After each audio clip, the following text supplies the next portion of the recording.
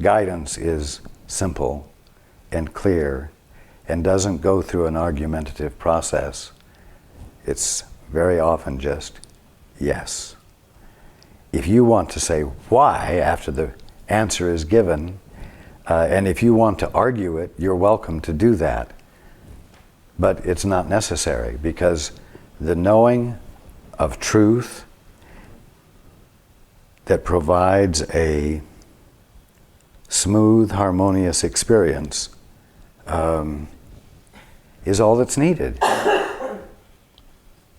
The simple yes or the simple no that provides the harmonious experience is all that's needed. You all, to one degree or another, love the vigorousness of the argument in arriving at the conclusion, when you could be experiencing a whole lot of peace and time to smell the roses. Okay. Thank you. You are welcome. Okay, so in the second edition, we're on page 43, paragraph 6, and in the first edition, 38. It's page 38, the last paragraph, correct? Yes. Okay.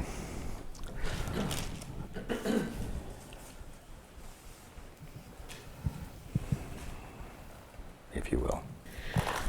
The ability to perceive made the body possible, because you must perceive something and with something. Anybody find that statement disturbing?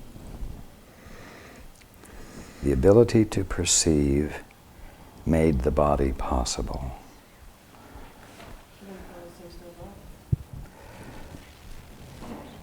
If someone said it implies there is no body, did you? Okay. I suppose the ability to perceive occurred when we choose the separation instead of the oneness with our God or with our Creator. And we needed something to replace it with. And so here came the body. The experience of perception. Am I perceiving that right? Right here? Well, I've been contemplating this paragraph, and here's what I perceive about it. When I am perceiving, I'm thinking. And when I'm thinking, I'm in some form of judgment. And I've got to use something to establish a position. And so I take what is the life force identified as me and densify it into an objective state, an object. I therefore need time and space in which to exist as an object, and I have miscreated. I've used the body in an unnatural way. I have held it up as an object instead of the flowing presence of love, which involves no judgment. Something like that. Indeed. Indeed. Now remember that made is the past tense of make. And remember the difference between making and creating. And I said that the word up needs to be added to the word made. That which is made up. It's fantasy. But remember also that you cannot have a misperception, a made-up perception of nothing. You can only have a misperception of something actual. Creation, what you call creation, is the visibility and tangibility of God. the visibility, that which renders God experienceable to God.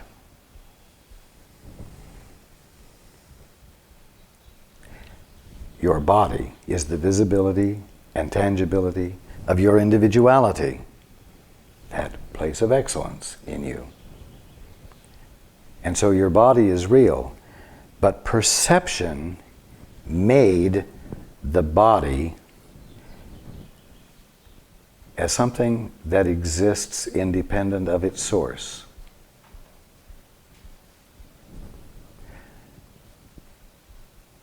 When you separate creation from its source, God, you end up with a perception of creation that you currently call the world and universe.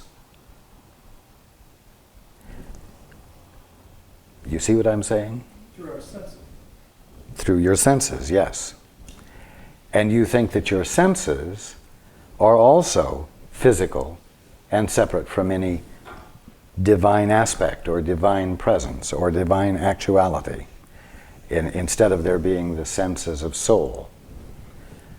So, the ability to perceive made a perception of the visibility and tangibility of your individuality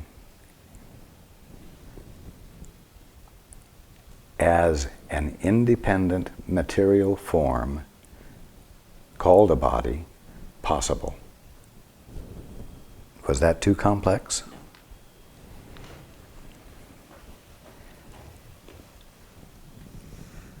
And so, the visibility and tangibility of your individuality, which is inviolable and eternal, became to you by virtue of the use of perception something unlike what it truly is. A thing that is born and dies, a temporary residence,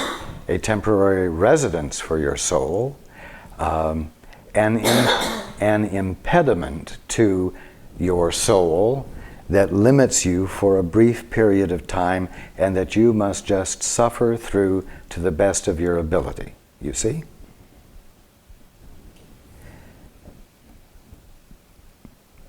It made the misperception of the visibility and tangibility of God possible as a distorted experience of it that you call a material body that is the result of physical evolution, separate and apart from God.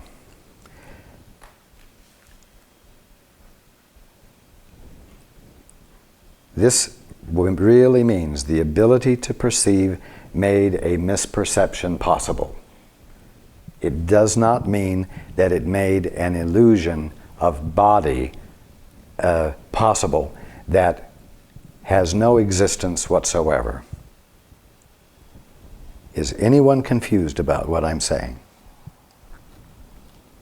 So let's say you're a little soul, in a sense, walking along with God, Creator, and you want to experience forgiveness.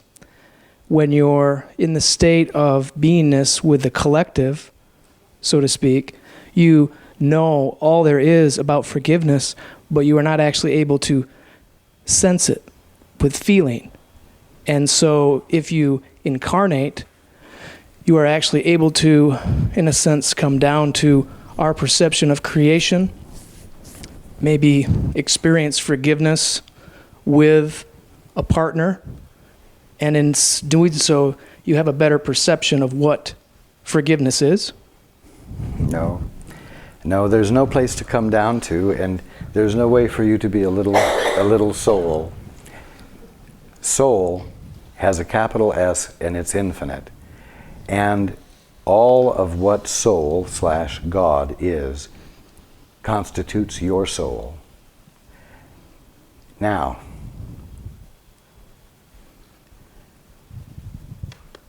right now, in the middle of an apparent human condition called a world and universe, you're already home. It is reality, the kingdom of heaven, that you're in the middle of and experiencing through a glass darkly, through a distorted pair of glasses. So there's no place to come down to or incarnate into. You're forever identified. God is forever identified, and his identification is called creation, the visibility and tangibility that you're experiencing everywhere right now.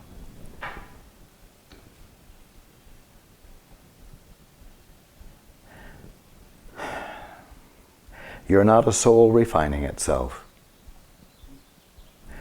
You are soul in the process of re-embracing what you already are, as you're willing to let go of the idea, the belief, the mutually agreed upon definition that you are separate and tiny and can incarnate and be out of incarnation and jump back and forth, you see.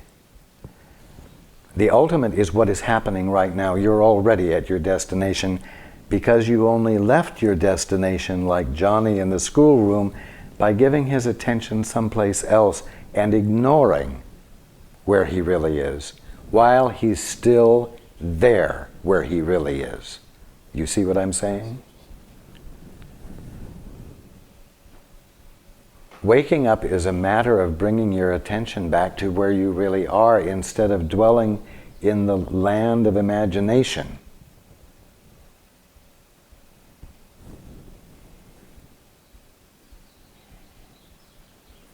Now, you're not imagining that you have a body. I've said before that God unidentified, unmanifest God is non-existent God. You, without manifestation, would be non-existent.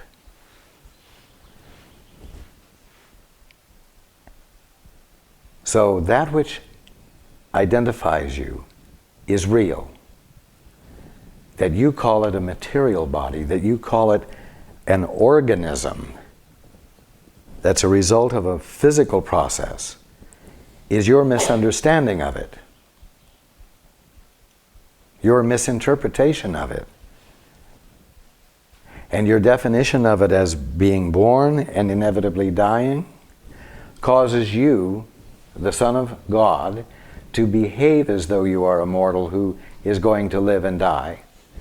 And you slowly die yourself. You slowly behave as a dying one, and you act it out. And you seem to have the evidence of it.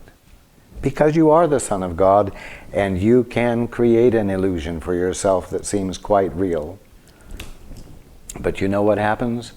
Once you or anyone else manages to go through the last act and take your last breath, and you seem to disappear to everyone else, you find that you're still present. So it's just the body And you're you- shedding. And you find that you're still fully identified with form. And whatever you seemed to die from, you will not have anymore. Whatever the disease, the injury, or whatever will not be there. And you'll realize, oh, my body wasn't physical at all. When I thought it was physical, it wasn't physical. I was behaving it as though it were. I was behaving it as though it were. That's why healing can be instantaneous right now, because there's no physical process it has to go through in order to arrive at healing, because it's not physical at all right now. It's the visibility and tangibility of a divine idea in the mind of God. And all of God's ideas are experienceable to God as real, visible, tangible, real, but not physical, not material, not self-created dust out of dust, atoms out of atoms, etc. It's not an orderliness of an arrangement of physical form.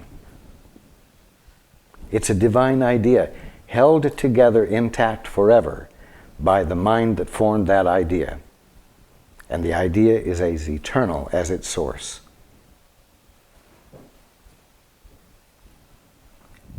Thank you for that clarity. You're welcome. Now, the ability to perceive makes it possible for you to identify or call this tangibility of God a material body. You see, perception makes that misperception possible. And then you live on the basis of that misperception, or shall I say, you suffer and die under that misperception. And you call that normal, and you say okay to it, and you don't challenge it, except underneath you know it's not true, and so you have people who study real hard, and they become physicians, and they do everything they can to overcome death. Why? Because they know it's an illegitimate imposition. They know it's not the truth, but they don't turn to the Father to learn what the truth is. They stay in their separated state of ignorance, and to the best of their ability, within the scope of ignorance, mind you, they attempt to overcome death, and you run to them when you feel that you're going to die to live. Why? Because you also haven't stopped being the direct expression of God, and you know that life is eternal and that it needs to be challenged. And so you challenge it too by resisting it. And the true resistance is the true resistance that constitutes correction is when you abandon the ability to perceive. By choosing no longer to see by yourself, and you turn to God and you say, what is the truth here? I want to know the real truth, the divinity of the thing, the divinity of me, what you made me to be, what you are being me as at this moment. And then you open up to receive, and when you receive, you say yes. You don't argue.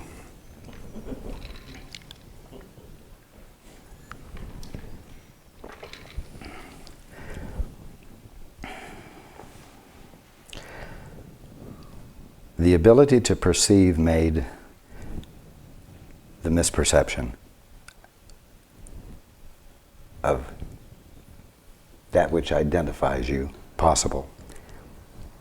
Because you must perceive something and with something. It's not possible to be conscious without having something to be conscious of.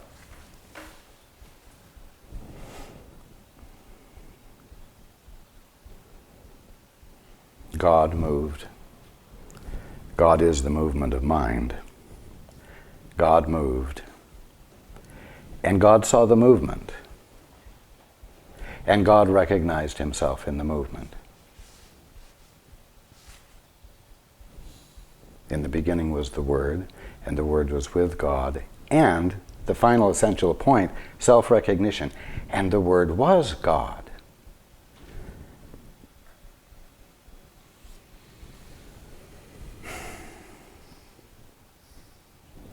So in order to be conscious, you must be conscious of something. And you must recognize it for what it is. Now,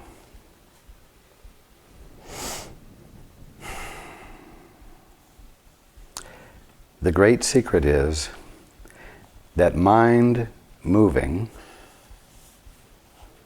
is an infinite movement, and it is an infinite movement of ideas. And that infinite movement of ideas is experienceable to the mind that is moving.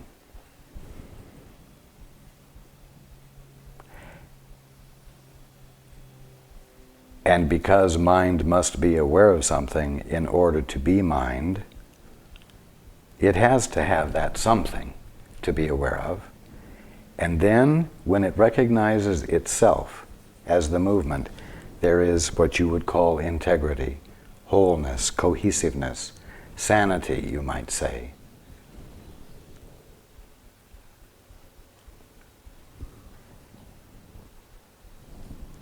Now, that experience that you attribute to God is what constitutes your very presence, because you are the presence of God. God is presencing himself right where you are, right where each one of you is. And all that God is presenced where you are.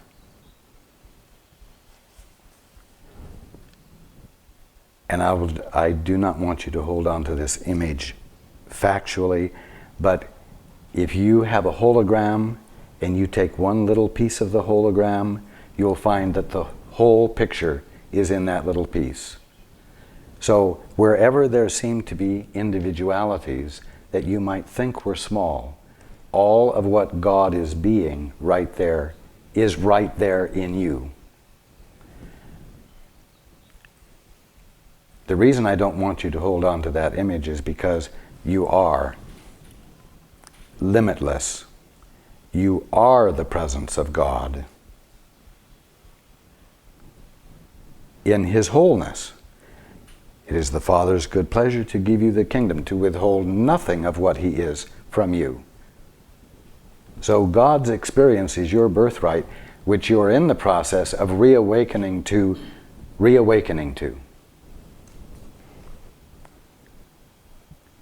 Now, when any of you chose to look at things all by yourself,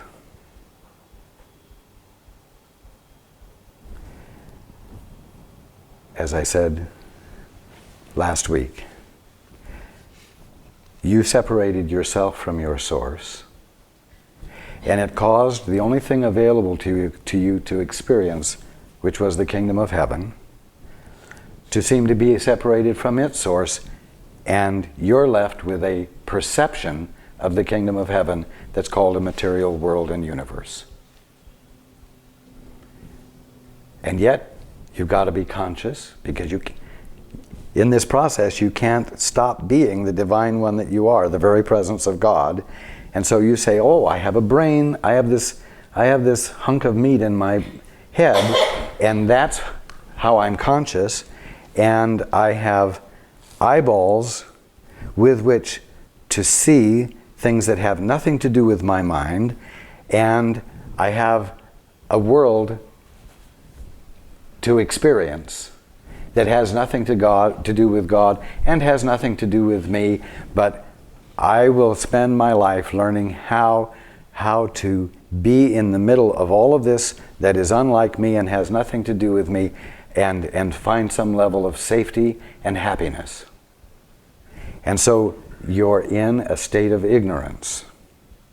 You are in a constant denial of what is actually happening. And a redefinition of the kingdom of heaven and the way things work has occurred. And it's an uncomfortable experience. And so, the inevitable result is for you to say, I am this form. I am a series of synapses in a hunk of meat in my skull. And I'm in a material world.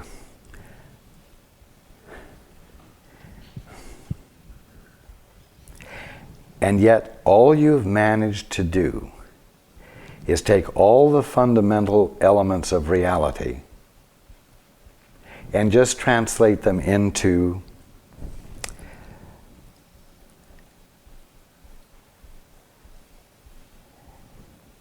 interconnected, separate things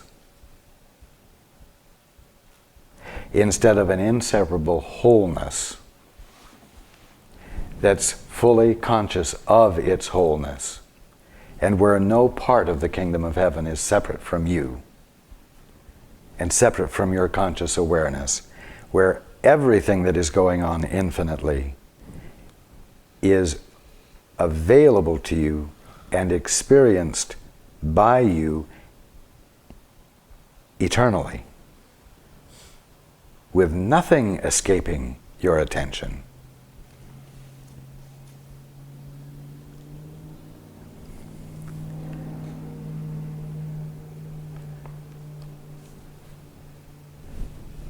Does that answer your question? Yes, thank you very much. You're welcome. May I just have a comment Yes. when you were talking about the body? I believe that you gave us proof or a good example when you arose and you transfigured that we are to keep our body. And what I saw in the transfiguration is that the body's so symmetrical, it's so balanced, that it's light. Indeed. You couldn't lose your body if you tried. So you don't keep it. You only keep what you can lose. But for you to be unidentified is impossible. For you to be unidentifiable, for you to be unrecognizable to the brotherhood is impossible. And even as a body of light, you will be uniquely recognizable.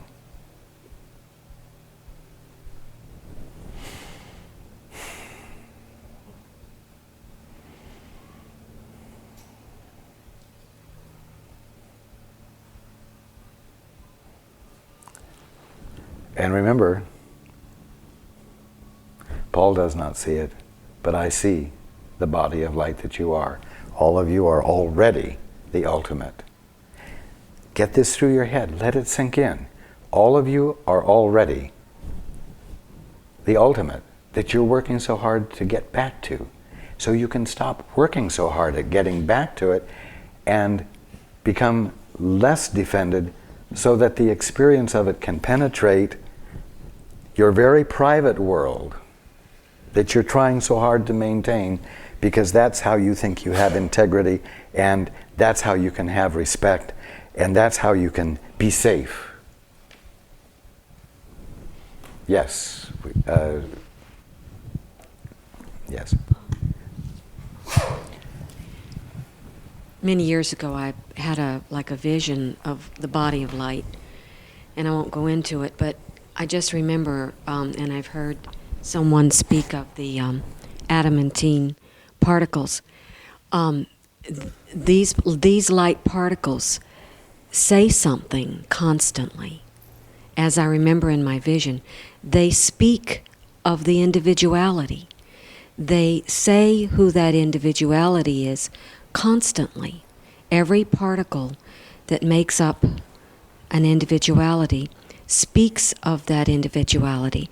So I just thought, just this moment, well, if we were relinquishing our speaking through our perceptions, we would allow literally these particles of light, which are living love, to speak for us and as us, which they already are doing constantly. Just a vision. Yes, you could say that they glorify you as you glorify God.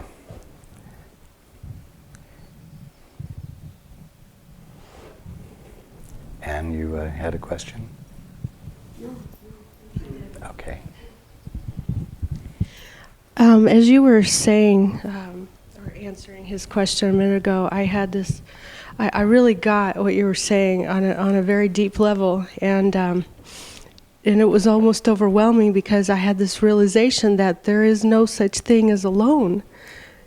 You know, I really got that. There is no such thing as alone. And you were talking about mind recognizing itself. Yes. And that's integrity. And we do that. We do that when we listen for the Father,